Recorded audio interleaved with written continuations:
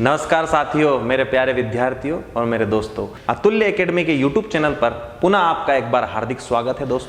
दोस्तों जैसा कि मैं नदियों में पहला पार्ट पढ़ा चुका हूं, दूसरा ही हमारा पार्ट नदियों से रिलेटेड है। अंत तक देखें दोस्तों, लाइक करें, तुरंत अपने दोस्तों को शेयर कर दें और सब्सक्राइब करना ना भूलें।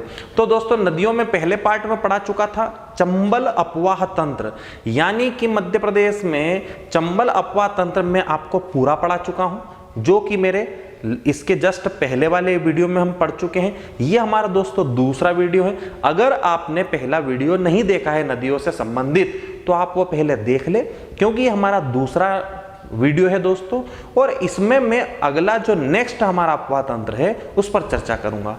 नदियां अपवाह तंत्र में पहली नदी है बेतवा। बेतवा के बारे में पढ़ना है, ठीक है। अब बेतवा के बारे में क्या पढ़ना है, मैप के माध्यम से हम पूरा समझेंगे, लेकिन पहले थोड़ा सा थ्योरी इसकी मैं आपको समझा देता हूं दोस्तों, फिर पूरा डायग्राम से समझाऊंगा। ये है इसकी कहानी कि बेतवा जो नदी है ये मध्य प्रदेश के रायसेन जिले के कुमरा गांव से निकलती है दोस्तों। तो बेतवा नदी जो कि यमुना नदी की एक सहायक नदी है, ठीक है। हम अभी गंगा अपवाह तंत्र पढ़ रहे हैं दोस्तों। तो बेतवा नदी जो है यमुना नदी की एक सहायक नदी है। बेतवा नदी मध्य प्रदेश के रायसेन जिले के कुमरा गांव से निकलती है, और यह बेतवा नदी किस में जाके मिल जाती है दोस्तों? यमुना में। कहां पर जाके मिलती है?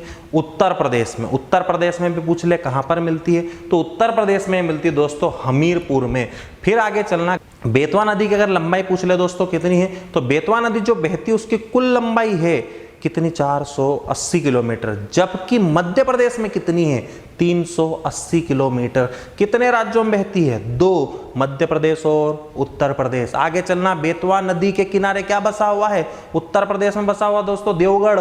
देवगढ़ को क्या कहा जाता है? बेतवा का आइसलैंड। तो बेतवा का आइसलैंड किसको कहा जाता है? देवगढ़ को। बेतवा को क्या कहा जाता है? बेतवा को मध्य प्रदेश की गंगा कहा जाता है। व्यापक में पूछा गया प्रश्न कि बेतवा को मध्य प्रदेश की गंगा कहा जाता है, लेकिन बुंदेलखंड की जीवन रेखा कहा जाता है। तो जीवन रेखा किसको कहा जाता है? बेतवा को। कहा की जीवन रेखा? बुंदेलखंड की। बुंदेलखंड की जीवन रेखा कौन? बेतवा। मध्य प्रदेश की जीवन रेखा कौन? तो मध्य प्रदेश की जीवन रेखा किसको माना जाता है? नर्मदा को भी माना जाता है दोस्तों, साथ साथ चंबल को भी माना जाता है। आगे चलना है, बेतवा जो नदी है दोस्तों वो मध्य प्रदेश के रायसेन में बहती है। रायसेन से विदिशा, अशोकनगर, टीकमगढ़, इन जिलों में बहने के बाद ये जाके मिल जाती हमीरपुर में। किसमें? यमुना नदी में। इसकी कुल लंबाई 480, मध्य प्रदेश में लंबाई पूछ ले 380। इसका पूछे जलग्रहण क्षेत्र कितना है दोस्तों, तो इसका जलग्रहण क्षेत्र है 43,895 किलोमीटर। 43,895 किलोमीटर जलग्रहण क्षेत्र किसका? बेतवा का। लेकिन मध्य प्रदेश में कितना है? मध्य प्रदेश में है 30,217। तो 30,200 वर्ग किलोमीटर जलग्रहण क्षेत्र कहां पर है? मध्य प्रदेश में। आगे चले दोस्तों, बेतवा नदी के किनारे क्या क्या बसा हुआ है? बेतवा नदी के किनारे बसे हैं बहुत ही प्रसिद्ध पर्यटन स्थल, और ऐसे स्थल जो मध्य प्रदेश के प्रसिद्ध स्थल है, जैसे आगे चलना है रायसेन का सांची, अशोकनगर का चंदेरी, ठीक है, निवाड़ी का ओरछा। तो ये सब किसके किनारे बसे हुए हैं? बेतवा नदी के किनारे। रायसेन का सांची, सांची स्तूप के लिए प्रसिद्ध, अशोक ने बनवाए थे दोस्तों। आगे चले चंदेरी, चंदेरी, चंदेरी साड़ी के लिए प्रसिद्ध है दोस्तों। ओरछा, ओरछा जो कि मंदिरों के लिए प्रसिद्ध है दोस्तों। तो ये तीनों के तीनों जो है वो प्रमुख स्थल है जो कि किसके किनारे बसे हैं? बेतवा नदी के किनारे। आगे चलना है, पूछे बेतवा नदी की सहायक नदियां क्या क्या है? तो जामनी, केन, बीना, धसान। कौन कौन सी? जामनी, केन, बीना, धसान, बेस। ये सब नदियां किसके, ये सभी नदियां किसकी सहायक नदी है? बेतवा की। तो बेतवा के बारे में हमको क्या क्या याद रखना है? वापस समझा देता हूं बेतवा के बारे में क्या क्या याद रखोगे। एक, बेतवा नदी कहां से निकलती है? रायसेन के कुमरा गांव से। रायसेन कुमरा गांव से कौन सी नदी निकली? बेतवा। बेतवा कहां बहेगी? रायसेन। रायसेन से ऊपर विदिशा, विदिशा से चले सागर, सागर से अशोकनगर, अशोकनगर से यूपी, यूपी से टीकमगढ़, टीकमगढ़ से निवाड़ी, निवाड़ी से उत्तर प्रदेश, उत्तर प्रदेश से कहां चले जाओ? हमीरपुर, और उसमें जाके कुल मिल गई बेतवा नदी। बेतवा नदी कितने किलोमीटर बहेगी? 480। एमपी में कितने बहेगी? 380। यूपी में कितनी बहेगी? 100 किलोमीटर। आगे चलना दोस्तों, पूछ ले बेतवा नदी के किनारे क्या क्या बसा हुआ है? एक सांची, दूसरा चंदेरी, तीसरा ओरछा। बेतवा नदी के बारे में सबसे महत्वपूर्ण तथ्य, बेतवा नदी को कहाँ की गंगा कहा जाता है? मध्य प्रदेश की। कहाँ की जीवन रेखा कहा जाता है? बुंदेलखंड की। पूछे बेतवा का आइसलैंड किसको कहा जाता है? देवगढ़। देवगढ़ कहाँ? उत्तर प्रदेश में। किसके किनारे बसा हुआ है? किसके किनारे बसा दोस्तों? बेतवा। बेतवा किसकी सहायक है? यमुना की। आगे चले, मैप के माध्यम समझा दो दोस्तों। यहाँ है रायसेन। रायसेन के कुमरा गांव से नदी कौन निकली? बेतवा। ये जो नदी है दोस्तों बनी हुई, ये हमारी नदी कौन सी है? बेतवा नदी। तो बेतवा नदी रायसेन से निकलती है तो सागर, विदिशा, अशोकनगर, निवाड़ी और उत्तर प्रदेश के फतेहपुर में जाके, हमीरपुर में जाके किस में मिल जाती है? किस में मिल जाएगी दोस्तों? यमुना में। क्लियर कहानी? तो ये मैंने आपको मैप के माध्यम से बताया है। आगे चलना है, अगला अगर पूछ ले नेक्स्ट, तो बेतवा की सहायक मैं बता चुका हूँ। बेतवा की सहायक है बीना, केन, धसान, बेस, जामनी। आगे चले दोस्तों। तो दोस्तों यहाँ तक क्लियर हुआ। अगला है हमारी नदी केन नदी। केन नदी के बारे में मैं आपको पढ़ा देता हूँ। केन नदी के बारे में ये है कि केन नदी जो है दोस्तों वो कटनी के कैमूर पर्वत से निकलती है। कटनी के कैमूर पर्वत से नदी निकलती है। कौन? केन। केन नदी कटनी में बहती है। कटनी में बहने के बाद दोस्तों छतरपुर में बहती है। पन्ना जिले के दक्षिणवर्ती क्षेत्र में बहती है। उत्तर प्रदेश में बहती है और जाके मिल जाती है किसमें? यमुना में। बांदा जिले की सीमा बनाते हो, छतरपुर की सीमा बनाते हो, किसमें चली जाती है? उत्तर प्रदेश में। और उत्तर प्रदेश में दोस्तों ये किसमें जाके मिल जाती है? यमुना नदी में। क्लियर है यहाँ तक? वापस समझा देता हूँ इसको, मैं मैप के माध्यम से भी समझा दूंगा। केन नदी जो है वो मध्य प्रदेश के कटनी जिले के कैमूर पर्वत से या दमोह पहाड़ी से निकलती है। केन नदी मध्य प्रदेश के कटनी, छतरपुर, पन्ना जिले में बहने के बाद उत्तर प्रदेश में बहती है और उत्तर प्रदेश में जाके कहा जाता है कि चिल्ला गांव के समीप किस में जाके मिल जाती है दोस्तों? तो चिल्ला गांव है, हमें फतेहपुर याद रखना कि चिल्ला गांव में जाके किस में मिल जाती है दोस्तों? ये यमुना नदी में।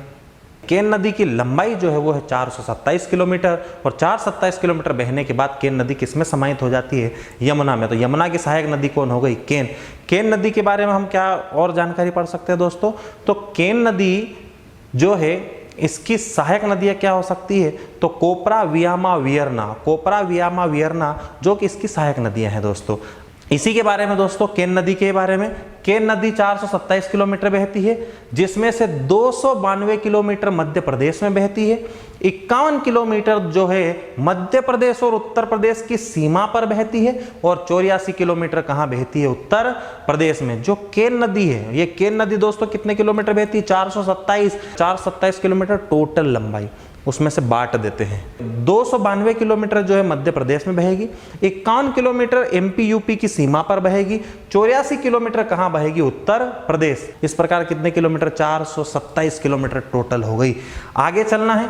ये जो केन नदी है इसकी कुछ सहायक नदी है दोस्तों, श्यामी, वियरमा, मिडासन, सोनार, वेवस, बगनेरी, बाना, उर्मिल। ये किसकी सहायक नदियां हैं? केन की। तो केन की जो सहायक नदी है वो सहायक नदी है दोस्तों श्यामरी, श्यामरी के बाद वियरना, वियरना के बाद कोपरा, कोपरा के बाद दोस्तों व्यारमा, मिडासन, सोनार, वेवस, वेवस के बाद बगनेरी, बाना, उर्मिल आदि इसकी कैसी है नदियां? सहायक नदियां हैं। समझ में आ रहा हो? डाटा अच्छा लग रहा हो? तुरंत लाइक करो। लाइक करने के बाद दूसरे दोस्तों को शेयर कर दो। शेयर करने के साथ साथ सब्सक्राइब ठोको दोस्तों। सब्सक्राइब जरूरी है, तो ही अगला पार्ट आपके पास आएगा और आपको और मजा आएगा। आगे चलना है दोस्तों। पांडव जलप्रपात का निर्माण केन की सहायक नदियों से ही हुआ है। तो पांडव जलप्रपात का निर्माण भी केन और इसकी सहायक नदियों से हुआ है। आगे चलना है। केन नदी में सजर नामक बहुमूल्य पत्थर पाया जाता है। मोस्ट इंपोर्टेंट, केन नदी में कैसा पत्थर पाया जाता है? सजर नामक बहुमूल्य पत्थर। पूछे किस नदी में पाया जाता है? केन नदी में। आगे चलना है। पन्ना, अजयगढ़ से लेके बांदा तक के कनवारा गांव तक प्रचुर मात्रा में पाया जाता है। तो पूछे दोस्तों ये सजर पत्थर कहाँ कहाँ पाया जाता है? सदर पत्थर पाया जाता है पन्ना में, पन्ना के साथ साथ अजयगढ़, अजयगढ़ साथ साथ बांदा तक ये नदी प्रवाहित होती है और वहां पर एक प्रकार का पत्थर, बहुमूल्य पत्थर पाया जाता है। कौन सा दोस्तों? ये पत्थर का नाम है सजर। आगे चलना, केन नदी की सहायक रनगवा नदी पर रनगवा बांध बनाया गया है, जो कि 1957 में बना था। मैं बाद में पढ़ाऊंगा दोस्तों ये कि केन नदी जो है छतरपुर में है, रनगवा नदी पर रनगवा बांध 1957 में बनाया था, जो कि एक परियोजना के रूप में है। पन्ना बाग आरक्षित क्षेत्र के मध्य में केन और सिरमनी नदी के संगम पर गंगो बांध निर्मित हुआ था तथा बरियारपुर बांध भी निर्मित किए गए थे। तो दोस्तों केन नदी पर ग्रेटर गंगो बांध है। ग्रेटर गंगो बांध जो है दोस्तों वो केन नदी पर है। केन नदी पर भी कहाँ है? तो जहां केन नदी और केन की एक और सहायक नदी है सिमरी। कौन सी नदी है? सिमरी। तो केन और केन की एक सहायक नदी सिमरी जहां में मिलती है, वहां पर एक बांध है ग्रेटर गंगो बांध। और ग्रेटर गंगो जो बांध है दोस्तों वो बना था 1901 से 1915 के बीच में। यहीं पर एक और बांध है बरियारपुर। तो पूछे बरियारपुर बांध कहां पर है? छतरपुर में। कौन सी नदी पर है? केन नदी पर। क्लियर? तो यहाँ तक दोस्तों हमने पढ़ा है नदियों को। नेक्स्ट जो हमारी नदी है वो है बोर्ड पर टोंस नदी। टोंस नदी से हमें स्टार्ट करना है कि टोंस को क्या कहते थे, कहाँ प्रवाहित होती, किस में जाके मिलती, किसकी सहायक नदी है। तो फर्स्ट कहानी है दोस्तों कि टोंस नदी जो है उसे पहले तमसा नाम से भी जाना जाता था। टोंस नदी मध्य प्रदेश के सतना जिले के मेहर में स्थित केमूर पहाड़ी से निकलती है दोस्तों। और ये जो टोंस नदी है लगभग 320 किलोमीटर प्रवाहित होती है। और टोंस नदी दोस्तों मध्य प्रदेश के सतना रीवा में बहने के बाद उत्तर प्रदेश में प्रवाहित होती है और फाइनली गंगा नदी में जाके मिल जाती है। तो पूछे टोंस नदी किसकी सहायक नदी है दोस्तों? तो टोंस नदी किसकी सहायक नदी है? गंगा की। गंगा नदी की सहायक नदी कौन है? टोंस। जैसा कि बोर्ड पे है देखो, सतना के मेहर की केमूर पहाड़ी से नदी कौन सी निकली? टोंस। टोंस नदी मेहर पहाड़ी से निकली, सतना से निकली। सतना से बहने के बाद उत्तर पूर्वी दिशा में बहती है, रीवा बहती है, उत्तर प्रदेश बहती है और किसमें जाके मिल जाएगी?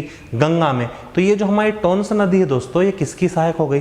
गंगा की। टोंस को पहले क्या कहा जाता था? तमसा भी कहते थे। कितने किलोमीटर प्रवाहित होती है? तो ये जो नदी है दोस्तों टोंस नदी ये 320 किलोमीटर में बहती है। यहाँ तक क्लियर है? आगे चलना है। टोंस नदी के बाद जो हमारी अगली नदी है वह है सबसे इंपॉर्टेंट दोस्तों कौन सी नदी? सोन। सोन नदी के बारे में क्या क्या है? सोन नदी जो है वो मध्य प्रदेश के अमरकंटक की मेकल श्रेणी से निकलती है। तो अनूपपुर के अमरकंटक की मेकल श्रेणी से कौन सी नदी निकल गई दोस्तों? सोन। सोन नदी मध्य प्रदेश, उत्तर प्रदेश और बिहार राज्य में प्रवाहित होती है। और सोन नदी जो है दोस्तों 780 किलोमीटर बहती है और कितने राज्यों में बहती है? 3। कितने राज्यों में बहती है? 3। MP, UP, Bihar. और बिहार के पटना में जाके किसमें मिल जाती है? गंगा में।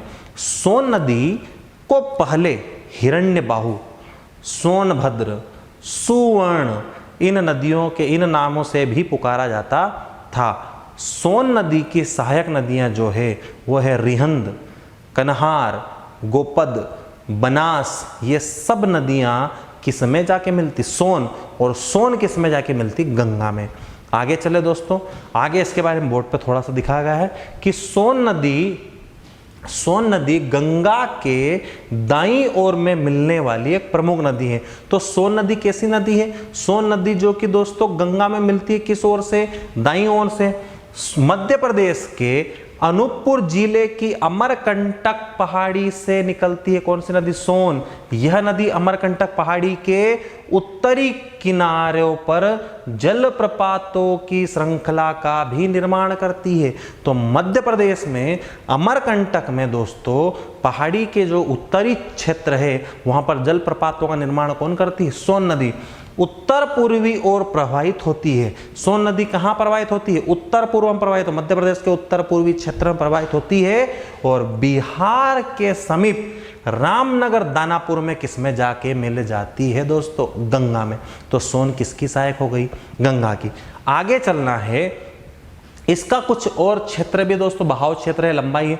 सोन नदी 780 किलोमीटर बहती है। साथ ही साथ मध्य प्रदेश में इसकी लंबाई 509 किलोमीटर और इसका अपवाह क्षेत्र है 17,900 किलोमीटर। तो सोन नदी जो है वो 780 किलोमीटर बहती है, मध्य प्रदेश में बहती है 509 किलोमीटर और इसका अपवाह क्षेत्र है 17,900 किलोमीटर।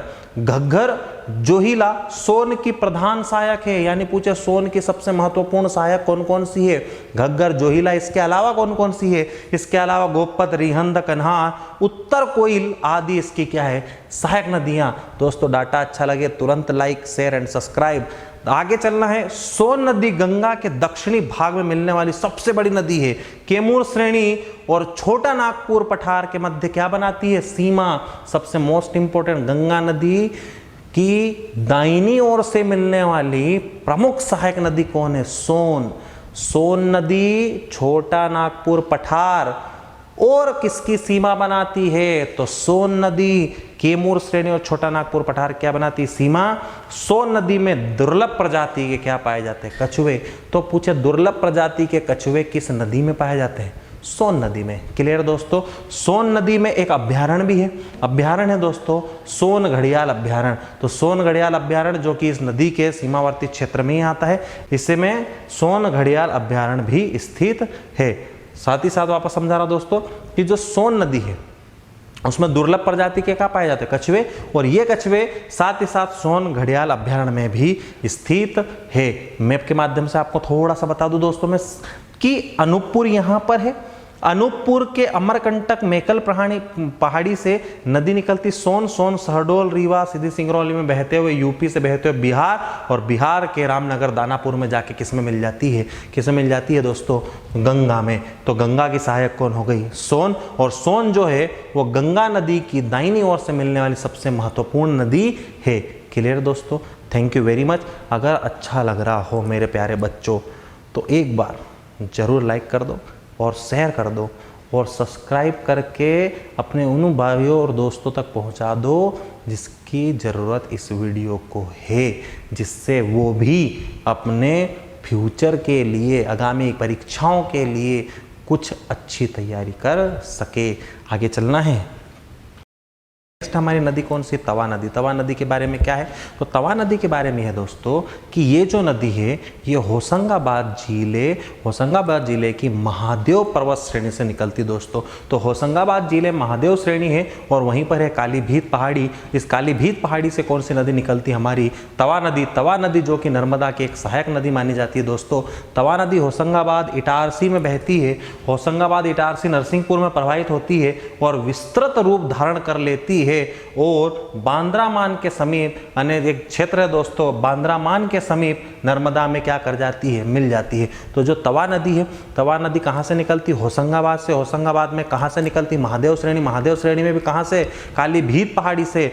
ये जो नदी है दोस्तों तवा, ये तवा नदी कहाँ बहती है, तवा नदी होशंगाबाद में बहती है, इटारसी में बहती है, नरसिंहपुर में बहती है और नरसिंहपुर में बांद्रामान क्षेत्र है, वहाँ पे जाके किसमें मिल जाती है, नर्मदा में। इस तवा नदी पे दोस्तों तवा बांध भी बनाया गया है, तवा परियोजना भी है। आगे चलना है। इसकी लंबाई 172 किलोमीटर है। तो 172 किलोमीटर कौन बहती है, तवा नदी, और किसमें मिल जाती है, नर्मदा में। सबसे इंपॉर्टेंट, इसकी कुछ सहायक नदियां हैं जो तवा मिलती है। देवना, मालिनी, सुख तवा, इसकी छोटी तवा, देवना, मालिनी, सुख तवा, छोटी तवा, ये सब किसकी सहायक है दोस्तों, किसकी सहायक है, तवा की। और ये तवा किसमें मिली, नर्मदा में। आगे चलना है। तवा नदी पर कुछ जलप्रपात है पचमणी में। तवा नदी पर डचेत, अप्सरा, बीफाल, जमुना, रजत प्रसिद्ध जलप्रपात है दोस्तों। पचमणी पर्यटन क्षेत्र है, मध्य प्रदेश का सबसे महत्वपूर्ण पर्यटन क्षेत्र माना जाता है पचमणी। सतपुड़ा की रानी कहा जाता है, स्वर्ग कहा जाता है पचमणी को, हिल स्टेशन कहा जाता है। उस हिल स्टेशन में एक नदी बहती तवा, और तवा पर खूबसूरत जलप्रपात है डचेत, अप्सरा, बी, जमुना, रजत, ये सब के सब जलप्रपात पचमणी होशंगाबाद में है, जो कि तवा नदी पर स्थित है दोस्तों। तो अगर वीडियो अच्छा लग रहा हो तो लाइक शेयर सब्सक्राइब ठोक दो। आगे चलना है। ताप्ती नदी अपवा तंत्र है दोस्तों। ताप्ती नदी के बारे में मैं आपको बता दूं, ताप्ती नदी को सूर्यपुत्री भी कहा जाता था, ठीक है। ताप्ती नदी जो है मध्य प्रदेश के बैतूल जिले से निकलती है। मध्य प्रदेश के बैतूल के मुल्ताई के 7 कुंडों से कौन सी नदी निकलती है, ताप्ती नदी। ताप्ती नदी को सूर्यपुत्री भी कहा गया है। ताप्ती नदी के बारे में पढ़ना है। ताप्ती नदी 3 राज्यों में बहती है, मध्य प्रदेश, गुजरात, महाराष्ट्र। ताप्ती नदी के किनारे बसा है बुरहानपुर। मुल्ताई, सूरत, ये सब किसके किनारे बसा है? ताप्ती। तो दोस्तों ताप्ती नदी के बारे में थोड़ा सा मैं यहाँ पे आपको जानकारी दे दूं कि ताप्ती नदी मध्य प्रदेश के बैतूल जिले में स्थित सतपुड़ा पर्वत श्रेणी के अंतर्गत काली सिंह पहाड़ी की सबसे ऊंची चोटी कहाँ से निकलती है? मुल्ताई। डाटा बहुत जबरदस्त दे रहा हूँ दोस्तों, पढ़ लो। वापस बता रहा हूँ कि ताप्ती नदी मध्य प्रदेश के बैतूल जिले के सतपुड़ा पर्वत श्रेणी के अंतर्गत काली सिंह पहाड़ी की चोटी मुल्ताई से निकलती है। क्लियर है यहाँ तक? आगे चलना है। आगे जो है भ्रंश घाटी में, यह नदी भ्रंश घाटी में नर्मदा नदी के समानांतर पूर्व से पश्चिम दिशा में बहती है। भ्रंश घाटी का मतलब होता है यह नदी भ्रंश घाटियों में बहती है। जैसे नर्मदा बहती है वैसे कौन बहती है? ताप्ती। तो ताप्ती और नर्मदा एक दूसरे के समानांतर यानी कि पैरेलल बहती है दोस्तों।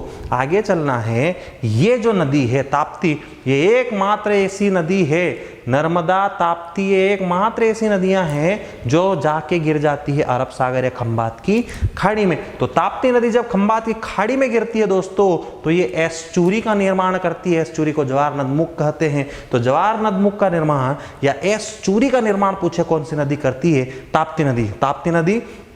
आगे चलना है ताप्ती के बारे में। ताप्ती नदी को सूर्य की पुत्री, सुरसुता, तापी, पयोष्णी, गर्म जल वाली नदी भी कहा जाता है। ताप्ती नदी के नाम आपने सूर्य पुत्री सुना होगा दोस्तों, लेकिन कुछ इंपॉर्टेंट नाम बता रहा हूं। ताप्ती नदी को सूर्य की पुत्री, तापी, सुरसुता, पयोष्णी यानी गर्म जल की नदी भी कहा जाता है। ताप्ती नदी की लंबाई है दोस्तों 724 किलोमीटर। कितने राज्यों में बहती? 3। एक राज्य कौन सा? मध्य प्रदेश। मध्य प्रदेश में कितनी? 279 किलोमीटर। आगे चले महाराष्ट्र में 270 और गुजरात में बहती है 175 किलोमीटर। ताप्ती नदी का कुल अपवाद क्षेत्र कितना है? तो ताप्ती नदी का कुल अपवाद क्षेत्र है 64,874 किलोमीटर। तो 64,874 वर्ग किलोमीटर अपवाद क्षेत्र हो गया ताप्ती का, जिसमें से 9,804 वर्ग किलोमीटर अपवाद क्षेत्र कहां पर है? मध्य प्रदेश में। आगे चलना है। ताप्ती नदी जो है वो मध्य प्रदेश और महाराष्ट्र के बीच में प्राकृतिक सीमा बनाती है। ताप्ती नदी के तट पर गुजरात में रज्जू सेतु और स्वाली बंदरगाह स्थित है। स्वाली का युद्ध हुआ था दोस्तों अंग्रेजों के बीच में, तो अंग्रेज और पुर्तगालियों के बीच में स्वाली का युद्ध हुआ था। वही स्वाली क्षेत्र गुजरात में है। तो स्वाली बंदरगाह और रज्जू सेतु गुजरात में है। किसके तट पर? नर्मदा नदी। नर्मदा नदी का जो क्षेत्र है दोस्तों वो अनुगामी अफवाह का उदाहरण है। किसका अपवारण है? अनुगामी अफवाह का उदाहरण है। ताप्ती की जो सहायक नदी वो पूर्णा, गिरना, गोपद, अनेर, अंबोरा, बाकी बुराई, तितुर, उतावली और काली भीत। कौन कौन सी नदी है? बाकी बुरा, तितुर, उतावली, अंबुर, ये सब की सब सहायक नदी किसकी है? ताप्ती की। इतना क्लियर है दोस्तों। तो दोस्तों मेरे प्यारे बच्चों, मेरे प्यारे विद्यार्थियों, मेरे खास नाना नानियों, इधर बता रहा हूँ देख लो नानो कि पढ़ना कसुच है, पढ़ना कैसा है, पढ़ना किस तरीके से है। लाइक शेयर सब्सक्राइब कर दो मेरे प्यारे बच्चों, मेरे दोस्तों, ठोक दो सब्सक्राइब और लाइक। इधर देखते जाओ कि बैतूल में है मुल्ताई, मुल्ताई में काली भीत, काली भीत पर है क्या? मुल्ताई क्षेत्र। मुल्ताई से क्या नदी निकली? ताप्ती। ताप्ती को बहा देते हैं। ये ताप्ती निकलेगी तो ताप्ती बुरहानपुर में बहेगी, बुरहानपुर से महाराष्ट्र जाएगी, महाराष्ट्र से बहने के बाद 270 किलोमीटर बहेगी, फिर कहाँ जाएगी? गुजरात। और गुजरात में जाने के बाद गिर जाएगी खंबात की खाड़ी यानी अरब सागर में। कहाँ पे जाकर गिर जाएगी? अरब सागर में। कितने राज्यों में बहेगी? 3। किसकी सीमा बनाती? मध्य प्रदेश और महाराष्ट्र की। कितने राज्यों में बहेगी? 3। एमपी, महाराष्ट्र, गुजरात। गुजरात में कितने किलोमीटर? 175। मध्य प्रदेश में कितनी? 279। महाराष्ट्र में कितनी? 270। क्या क्या बसा हुआ है? मुल्ताई, बुरहानपुर, सूरत किसके किनारे बसा है? ताप्ती नदी के किनारे। ताप्ती नदी के किनारे बसा है। आगे चलना है दोस्तों। ये जो ताप्ती नदी, इसके अन्य नाम क्या क्या है? सूर्यपुत्री, सूर्यसुता, पयोष्णी। पयोष्णी का मतलब होता है गर्म जल की नदी। तो मेरे प्यारे बच्चों, अभी तक मैंने जो आपको पढ़ाया है वो अगर आपको बहुत अच्छा लगा हो तो दोस्तों एक तो लाइक कर दीजिए। लाइक करने के साथ साथ अपने उन प्यारे दोस्तों तक भेज दीजिए, शेयर कर दीजिए और साथ ही साथ दोस्तों सब्सक्राइब करना ना भूलें। Thank you very much. Next video में हम फिर मिलेंगे। Thank you.